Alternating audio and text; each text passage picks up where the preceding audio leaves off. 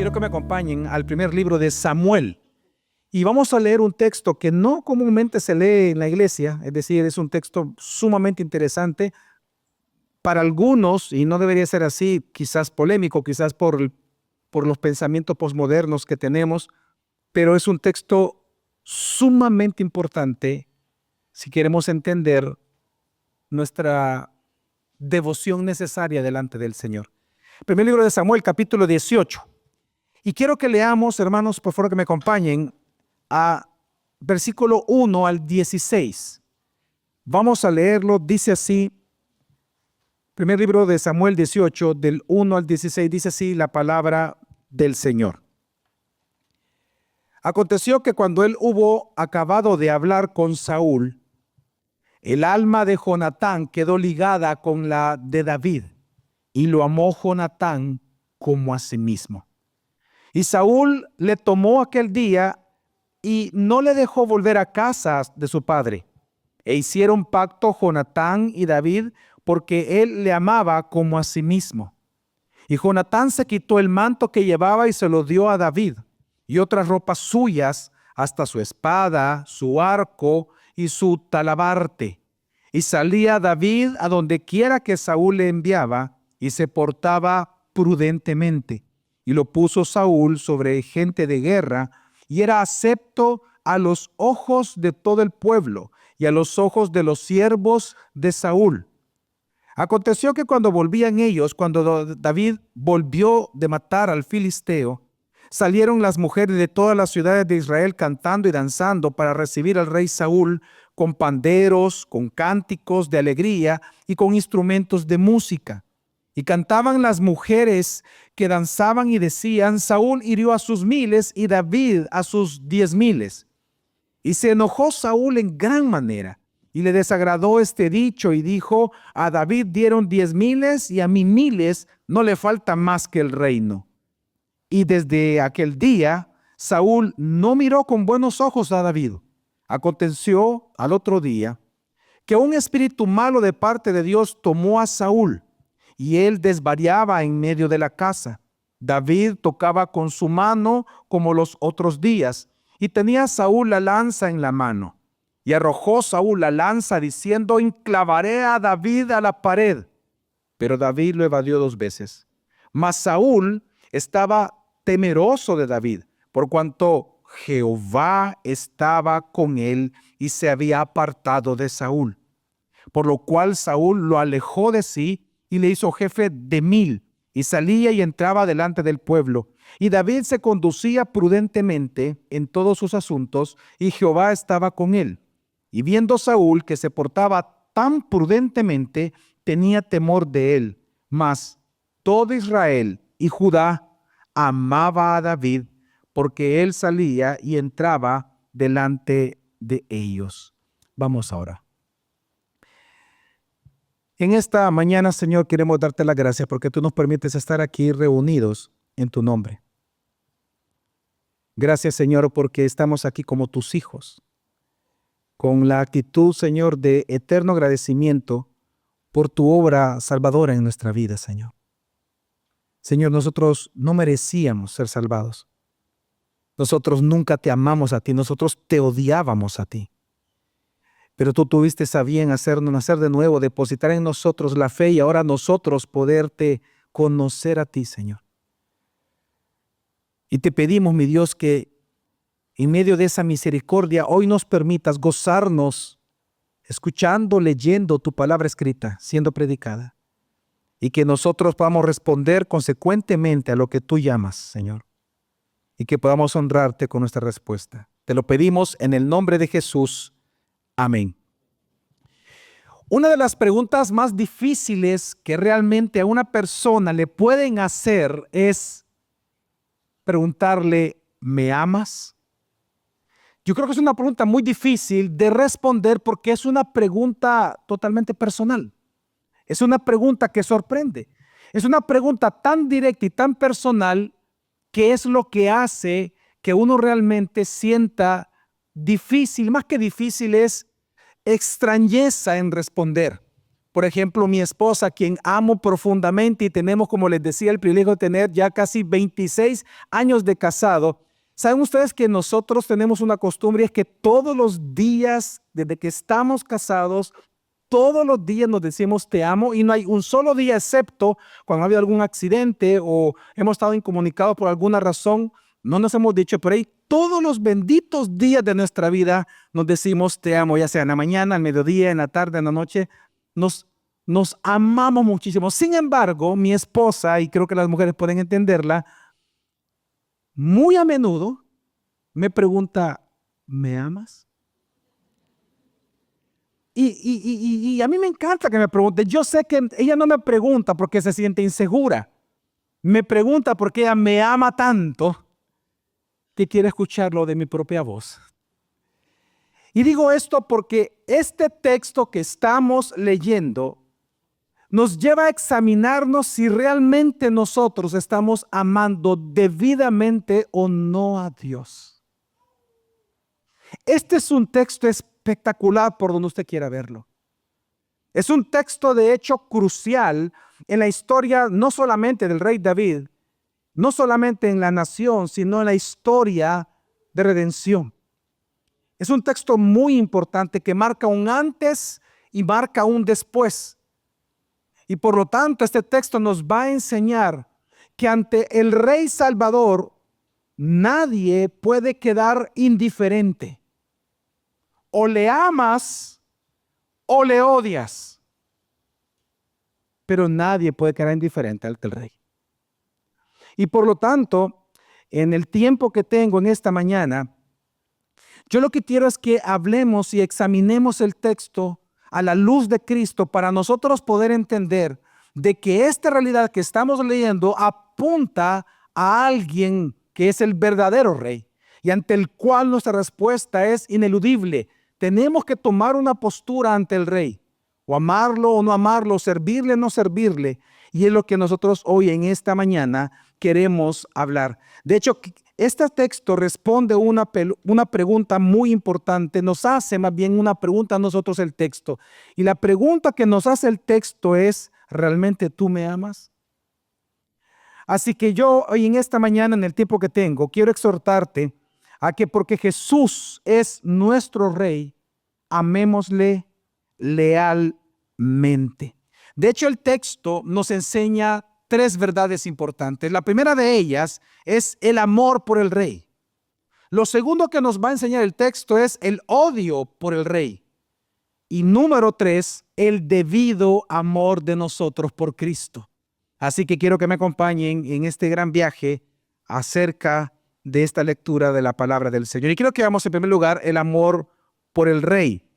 Ahora, yo quiero que veamos algo importante en el contexto en el cual se dan estas palabras, porque si tú lo notas, dice la Escritura en el versículo 1, aconteció que cuando él hubo acabado de hablar con Saúl. Ahora, tenemos que recordar, hermanos, que este texto, si tú revisas en tu Biblia el capítulo anterior, te vas a dar cuenta que ahí acaba de suceder la gran historia de la derrota de Goliat por manos precisamente de David. Resulta que por 40 días Israel estaba temeroso, todo Israel, no solamente el ejército, todo Israel estaba temeroso porque había un gigante que los amenazaba de los filisteos al cual no podían ellos enfrentar.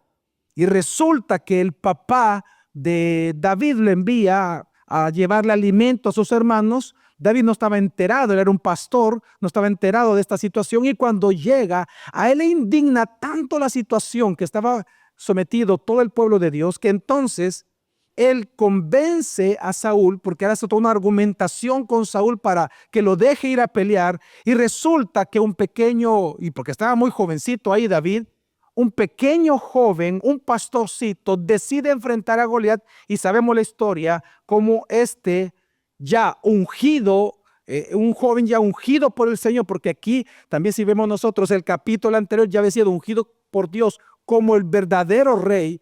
Resulta que ahora este joven, el ungido de Dios como rey, lucha y gana y se vuelve en ese instante el salvador de toda la nación. Ahora, esto es importante porque precisamente en ese instante, si se dan cuenta, David no era conocido. Y es precisamente por haber salvado a la nación de Israel que él salta de la noche a la mañana a la fama. Y todo el pueblo ahora conoce quién es David.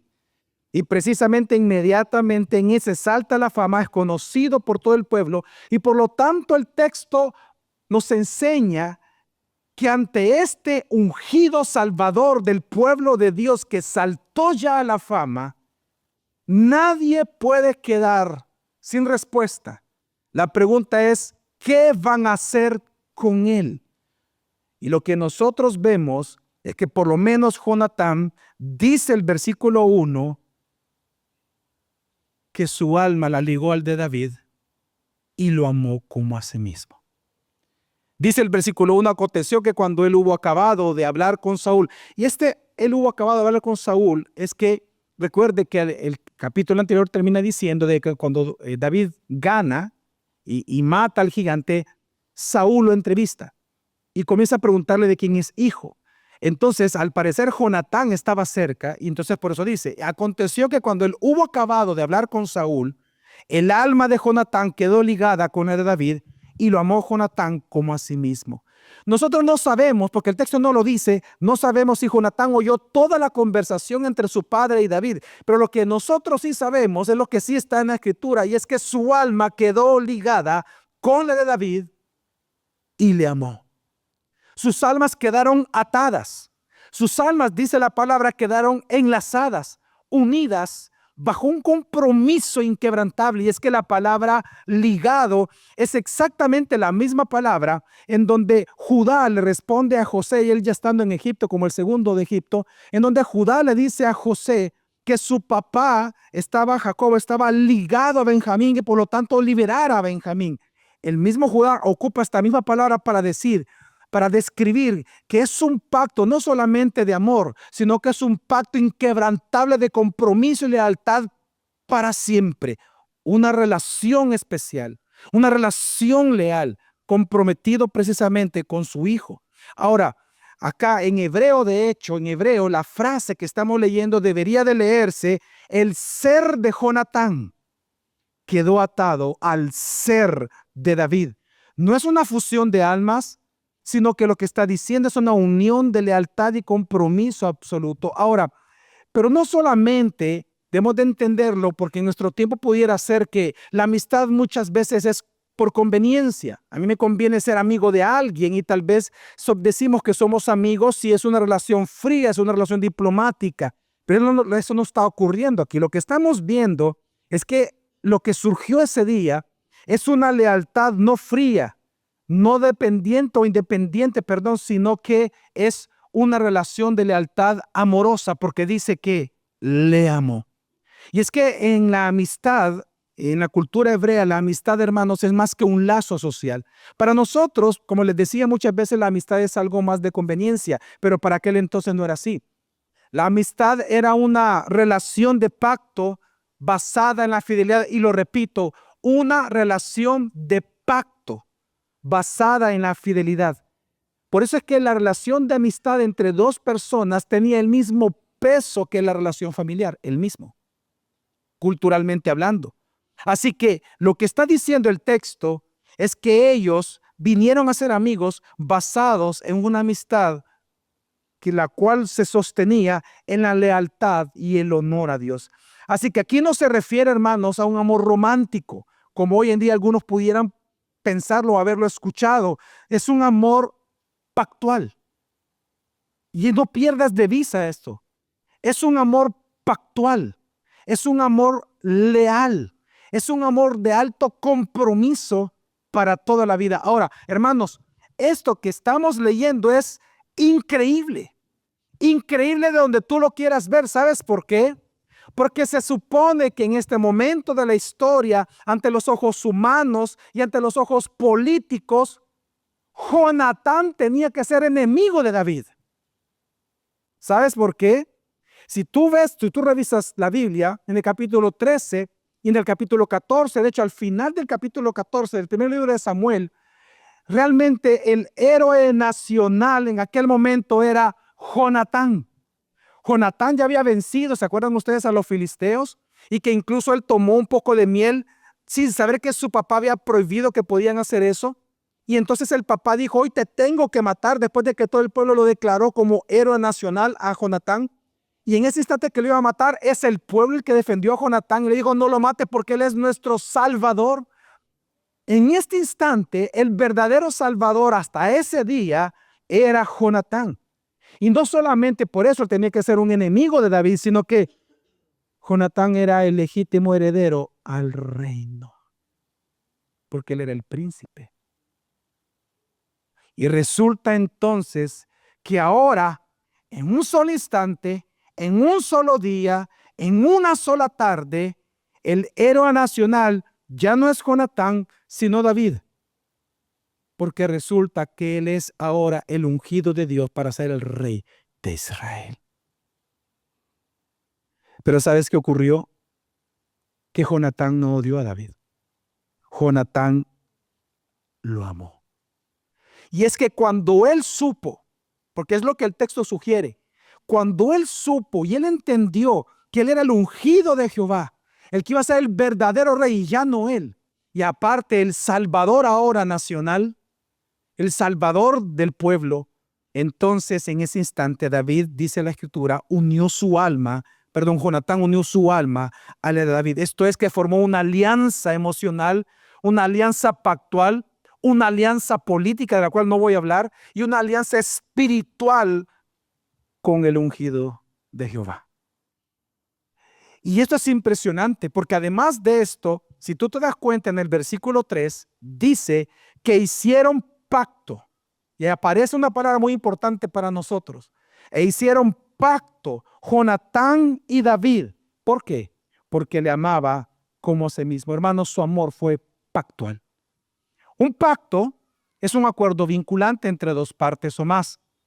Pero en este caso, lo interesante es que la iniciativa de esta relación de pacto surgió del príncipe de la nación, de Jonatán, el heredero realmente al trono. Ahora, ¿qué tipo de pacto se organizó aquí? ¿Qué tipo de pacto fue el que le ofreció Jonatán a David? Bueno, el siguiente versículo lo describe, el versículo 4, y dice, y Jonatán se quitó el manto que llevaba y se lo dio a David y otras ropas suyas, hasta su espada, su arco y su talabarte. Y es que en este momento de la historia, en esta cultura antigua, hermanos, darse el manto y dar las armas era un acto de rendición y de reconocimiento a autoridad. Pero en este caso no estamos hablando únicamente de un manto cualquiera, estamos hablando de un manto real porque él era el príncipe.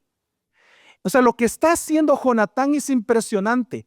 Jonatán, en términos simbólicos, lo que está haciendo este día es diciéndole a David, yo te reconozco, David, como el legítimo rey de parte de Dios.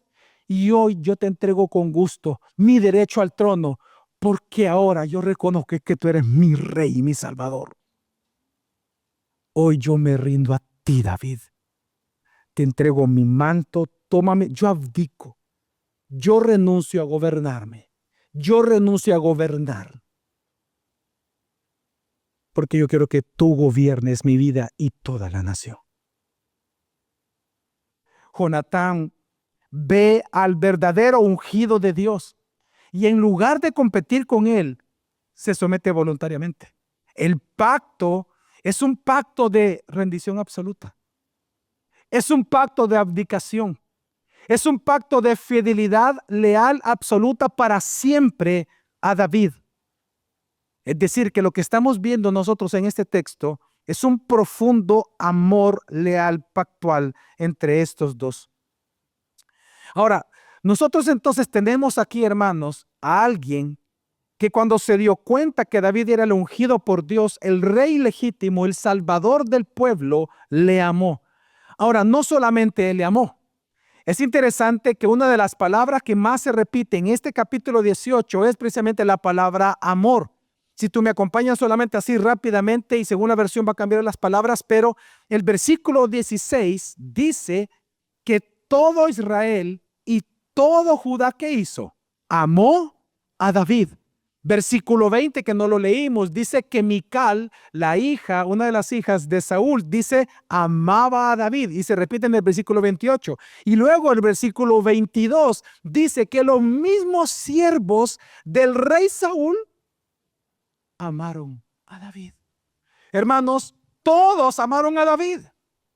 Cuando todos se dieron cuenta que él era el ungido de Jehová, el ungido de Dios y el Salvador de Israel, todos amaron a David, excepto uno, el rey Saúl. Y aquí es donde nosotros vemos el odio al rey. Y es que si Jonatán le amó, ¿qué hizo Saúl? Bueno, cuando uno lee del versículo 1 al 5, eso no lo expliqué al inicio, del 1 al 5 lo que hace en el capítulo 18 es ofrecer un resumen de todo lo que vamos a leer después, pero lo que vemos en ese resumen es que lo que hizo Saúl fue que lo unió precisamente a David a sus fuerzas. Ahora, eso no es extraño porque ya antes, cuando Samuel el profeta le dijo a Saúl, al pueblo, de que recuerde que el pueblo pidió un rey a Dios como las demás naciones de la tierra, y Dios en su disciplina le dice a Samuel, dales el rey. Samuel les advierte y les dice, el rey que vendrá, en este caso era Saúl, él va a escoger dentro de sus hijos a los más fuertes y los va a unir a él. En otras palabras, los va a instrumentalizar. Y es lo que hizo aquí Saúl. Lo que hace con David al ver que era un hombre que acaba de matar al gigante es que lo suma a sus fuerzas militares. Pero resulta que cuando él hace eso y entonces los dos entran a la ciudad, resulta que dice la Biblia, salieron las mujeres de todas las ciudades de Israel, de todas. Y todas comenzaron a cantar que Saúl mató a sus miles y David a sus 10,000. Y entonces, si tú revisas conmigo el texto del versículo 8 al 9, dice que Saúl se enojó y tuvo celos de David. Versículos 10 y 11 dice que incluso este celo de David, de Saúl, se convierte ahora en un odio a David, pues lo intentó asesinar. De hecho, literalmente dice que cuando toma la lanza, él lo dijo en voz alta a Saúl. Y dijo que lo enclavaría en la pared. Y no solamente lo intentó una vez, lo intentó 2 veces. Él intentó 2 veces matar, asesinar a David. Y luego entonces, más adelante, dice el versículo 12 y el versículo 15, que Saúl empezó incluso a temer el rostro de David porque se dio cuenta que Dios estaba con él. Así que, hermano, resultó que porque él era el ungido de Jehová, el Salvador de Israel, y Dios estaba con él, en lugar de amarlo, lo odió. ¡Qué gran diferencia! ¡Qué gran diferencia con David y con los demás! Que porque era el ungido, unos lo amaron, y porque era el ungido, otros lo odiaron. Hermanos, ahora, este patrón de que unos aman al enviado de Dios y otros odian al enviado de Dios, no es algo exclusivo de este texto. Eso lo vemos en toda la Biblia. José, por ejemplo, como siervo de Dios, fue amado por sus padres y odiado por sus hermanos. Moisés, los hebreos lo vieron como un libertador y su medio hermano, el príncipe, el faraón, lo vio como un enemigo. Los profetas fueron amados por los fieles y odiados por los infieles. Juan el Bautista, amado por sus discípulos, odiado por otros, incluso que fue asesinado. Ahora, este patrón de odiar al enviado de Dios no debe de extrañarnos porque claramente el texto está apuntando a la realidad del verdadero Mesías que habría de venir, el Salvador del mundo. Estamos hablando de nuestro Señor Jesucristo, quien sería amado por muchos y odiado por otros, amado por los justos y odiado por los injustos para su propia condenación.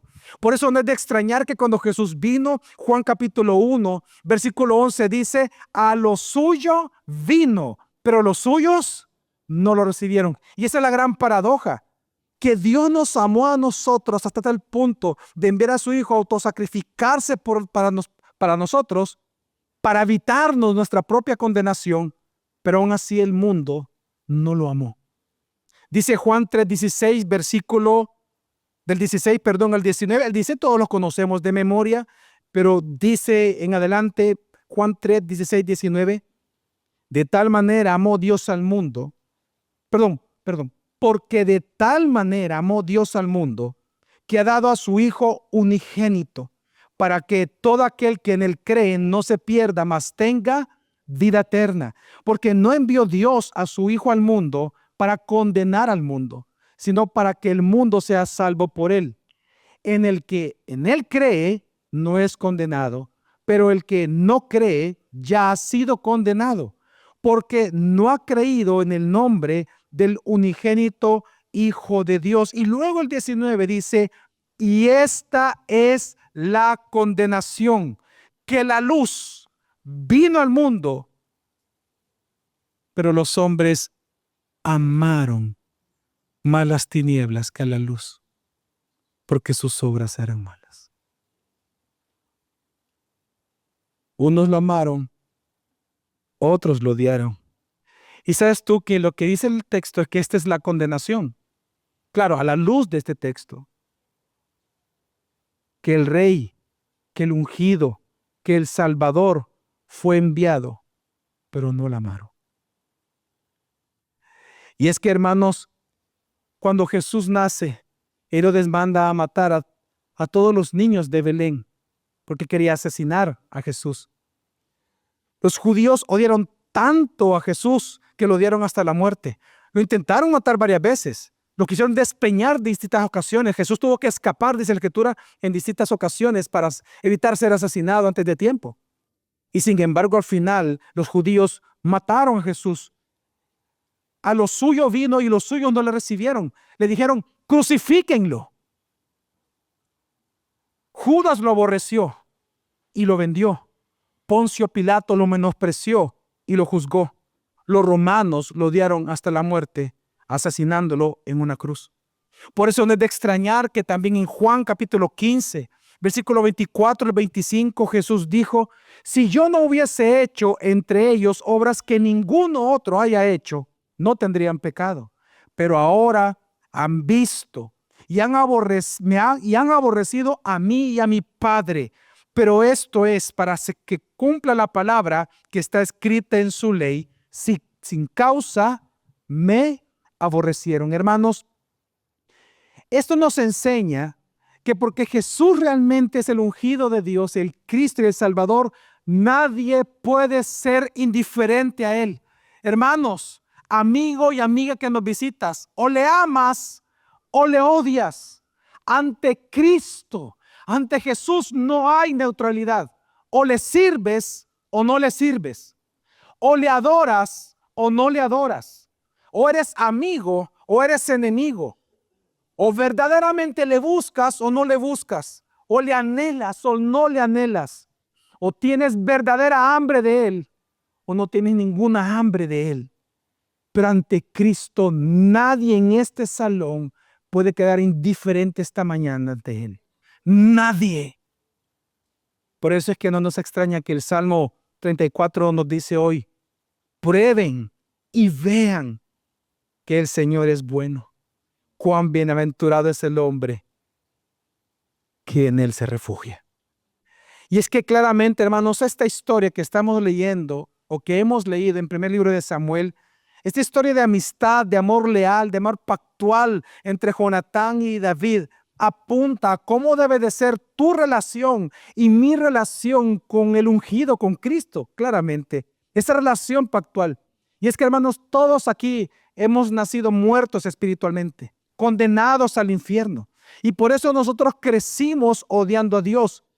Y no te extrañe eso. Tú y yo odiábamos a Dios. Lo odiábamos tanto que tú no querías ir a la iglesia a escuchar. Tú no querías leer la Biblia, recuerda. Nosotros nacimos odiando a Dios. No le queríamos oír, no queríamos orar, no queríamos adorar, no queríamos servir, no queríamos cantar. Todo era aburrido, todo era una religión. Nos burlábamos, lo odiábamos y crecimos odiando a Dios. Pero en su misericordia Dios nos hizo nacer de nuevo y nos dio el don de la fe y pudimos creer en Él y en su obra.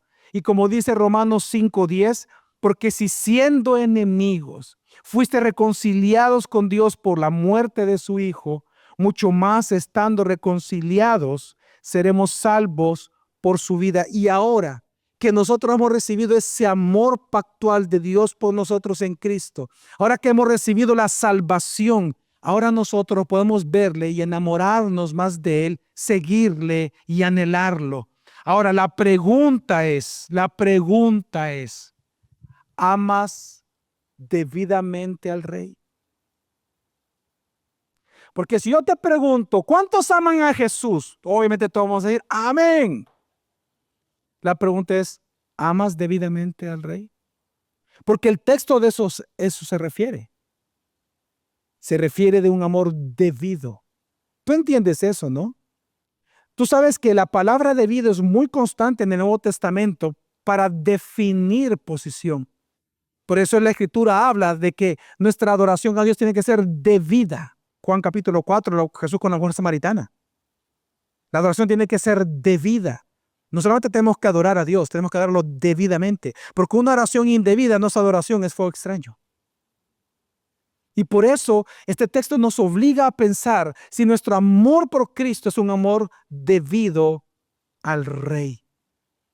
¿Sabe por qué digo esto? Porque lamentablemente hoy en día se ha desvirtuado mucho el concepto de amor. Hoy la palabra amor significa todo. Y lamentablemente, si una palabra significa todo, esa palabra no significa nada. Déjame darte un ejemplo. En El Salvador tenemos una palabra que significa de verdad cualquier cosa.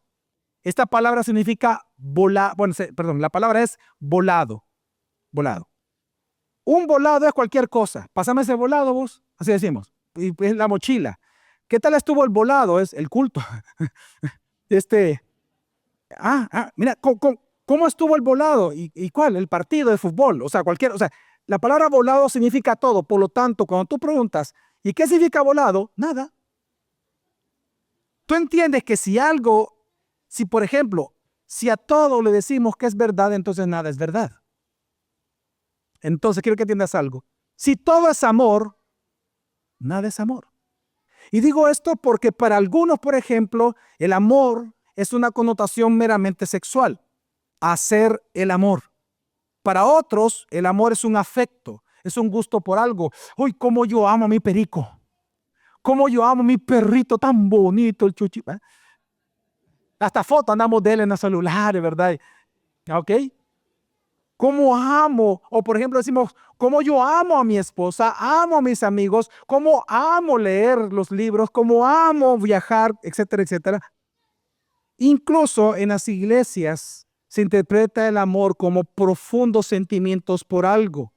Por ejemplo, como amo estar en la iglesia. O incluso entre las mismas iglesias, los cristianos hablan o asocian la palabra amor a experiencias místicas. Otros, por ejemplo, lamentablemente lo asocian a la lujuria. Por ejemplo, aquellos que adulteran piensan que aman con la mujer que están adulterando o al hombre que están adulterando, porque para ellos el amor es un concepto de lujuria.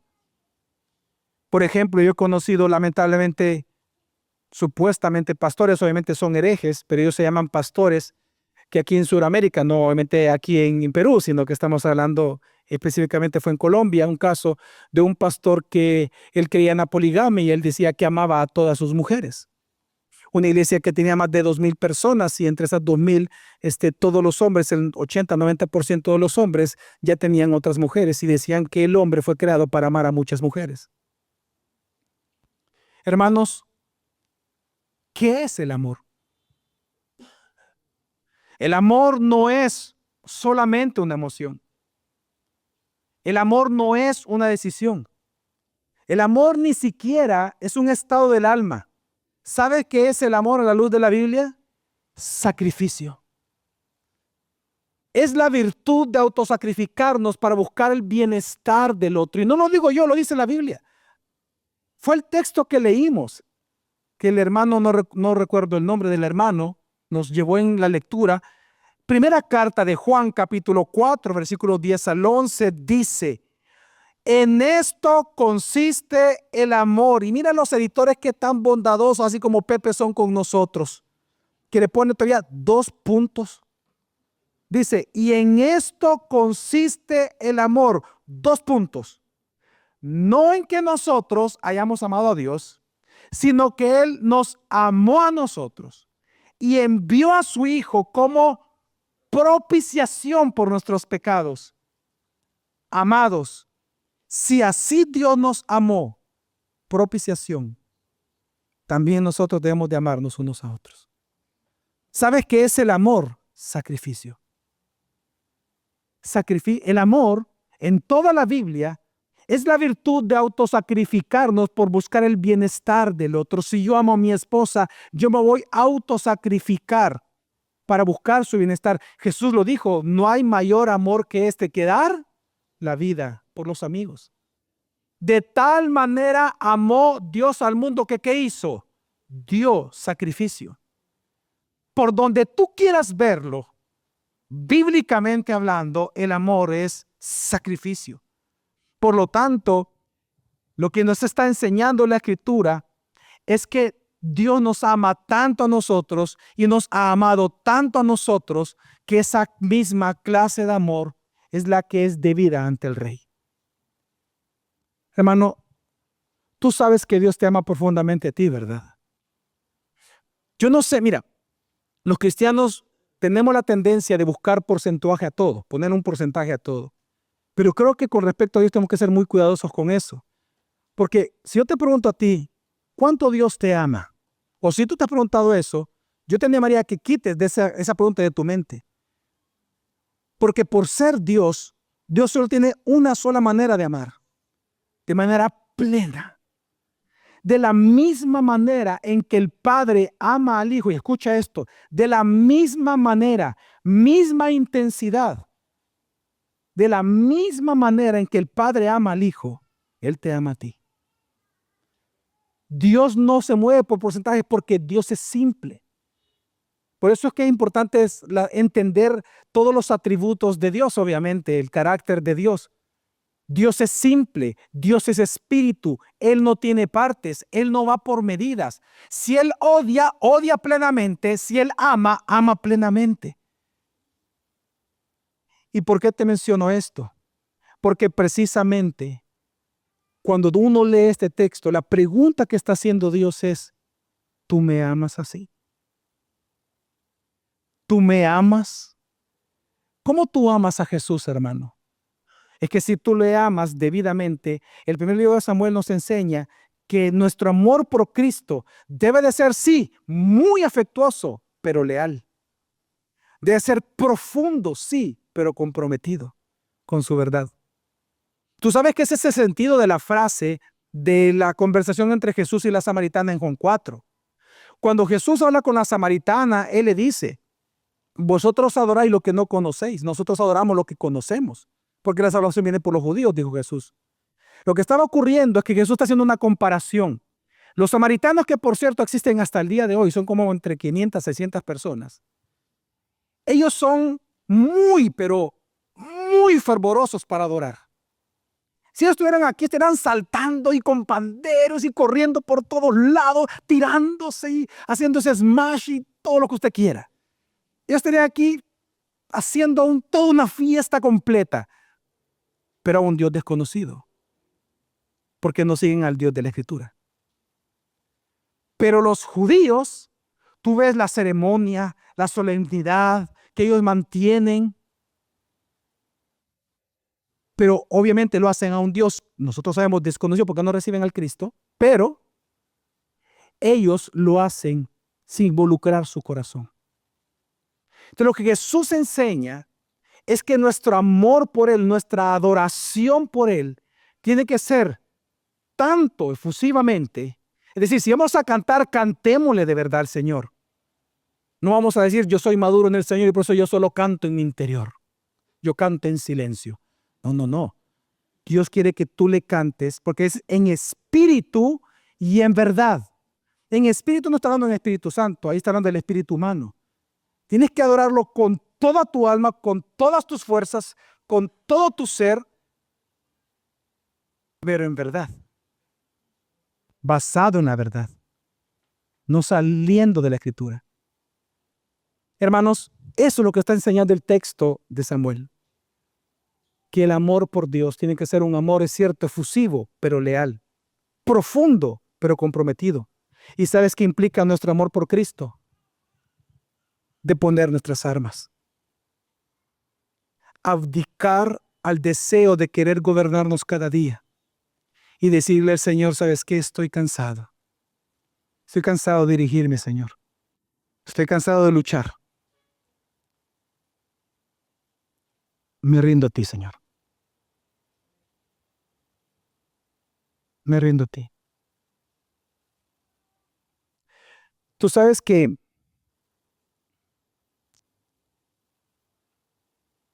cuando Pedro negó a Jesús, tú sabes cómo, te recuerdas la historia, ¿no? Que todavía Jesús le advierte a Pedro y le dice, Satanás te ha pedido para zarandearte, Pedro. 3 veces me negarás. Y le dice, una cosa le pido a mi padre, una. No le he pedido 2, no le he pedido 3. Una cosa le pido a mi padre. No que te evite el sufrimiento, no que te evite el dolor, no que te evite la vergüenza, no que te evite que tú peques. Una cosa le pido a mi padre, una. Que tu fe no falte. Y lo negó. Y se amargó. Pero si tú recuerdas, cuando Jesús se encuentra con él, ¿qué es lo primero que Jesús le preguntó a él? ¿Me amas? Y tú sabes, si son estudiosos, esta iglesia es estudiosa, tú sabes el juego de palabras que sucedió ahí. Jesús le pregunta, ¿tú me agapeas? ¿Tú me amas a mí, Pedro? Y Pedro, ¿qué le dice? Te quiero, te fileo. Sí, Señor, yo te quiero. Pedro, ¿me amas? Sí, te quiero. Ya explica por qué fue eso. Y por tercero, entonces le dice ya Jesús, o sea, como decía casi o sea, no, Pedro, ¿me quiere entonces? Y él responde diferente, explica por qué. Mira, ¿tú te imaginas qué es decirle a alguien por toda su vida yo te amo y traicionarla? ¿Tú sabes la vergüenza que es eso y el dolor que surge en el corazón? ¿Tú te imaginas que yo viniera donde mi esposa con todo el amor que le tengo y le profeso y nos profesamos y que yo le diga, he adulterado? ¿Cómo eso va a quebrar su corazón y la vergüenza que es para mí, para toda la vida?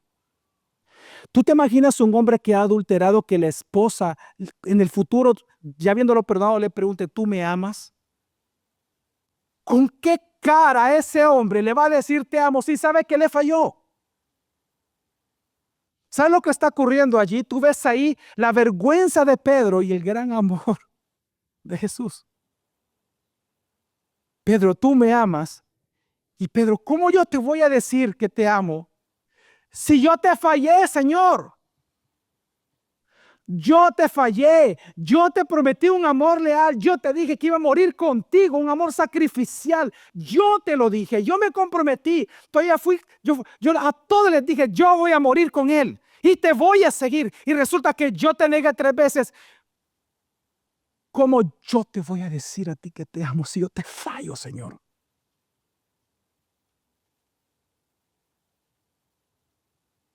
Pedro, ¿me amas? Pero ¿cómo tú me preguntas eso, Señor? Si yo ahora me doy cuenta que soy un pobre, un ciego, un desnudo, un desventurado, y por más que yo intente, Señor, ¿cómo yo te voy a decir que te amo si yo mañana te voy a fallar? ¿Cómo? Entonces, ¿me quieres? Ese fue el punto de quiebre de Pedro. No, Señor, tú sabes que yo te amo con todo mi corazón. Yo te agapeo con toda mi alma.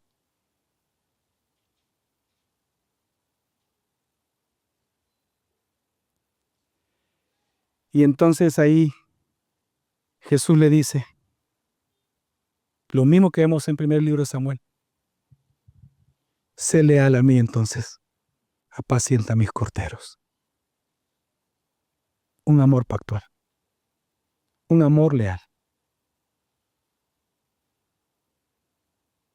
Siga adelante, Pedro. Ven, dame tu vida, dame tus fuerzas, dame tu manto, dame lo que a ti te da seguridad, dame tu canto, dame tus habilidades, dame tus dones, dame todo, dame todo, dame todo. Sé leal a mí, pues yo te amo a ti, yo te voy a sostener. Depón tus armas, Javier. Depón tus armas, Javier.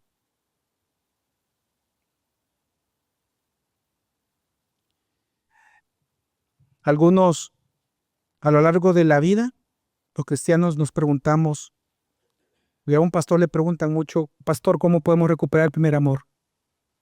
Este texto nos enseña claramente cómo se recupera el primer amor. Se recupera recuperando la primera impresión de Cristo en tu vida. Coram Deo, ante el rostro del Señor. Porque es precisamente en el rostro de Cristo, como dice la Escritura, que resplandece en nuestros corazones para la iluminación de la gloria de Dios en el rostro de Él. Hermanos, tu amor por el Señor, yo sé que no es perfecto como el mío no lo es, pero es un amor leal. Porque Él nos amó a nosotros primero, hoy nosotros podemos amarlo a Él. Que este texto realmente pueda llevarte a preguntarte una vez más tu amor debido al Señor. Así que ante la pregunta de Dios, ¿me amas? ¿Amas al Rey? Lealmente. Mi consejo es, porque Jesús, nuestro Rey, nos ama, amémosle lealmente a Él. Vamos a orar. Señor, en esta mañana te damos gracias por tu amor, mi Dios. Qué inmerecido es para nosotros tu amor. Nosotros pecamos, fallamos, luchamos, tomamos las armas, confiamos en nuestros mantos, confiamos en nuestras armas, confiamos en nuestros alabastres, confiamos, Señor, en todo lo que envuelve nuestra vida, mas sin embargo, Señor, tú eres el Rey y no nosotros, Señor. Ayúdanos a cada día contemplar tu hermosura, contemplar tu grandeza y tu gloria, contemplar, Señor, tu señorío sobre nosotros, contemplar, recuperar esa impresión de ver que tú eres el Salvador de nosotros, el vencedor, el que se levantó de la cruz y el que nos ha perdonado. Gracias, Señor, porque cada día, a pesar de nuestros pecados, tú nos amas y nos perdonas. Y todos los días nos preguntas, ¿me amas?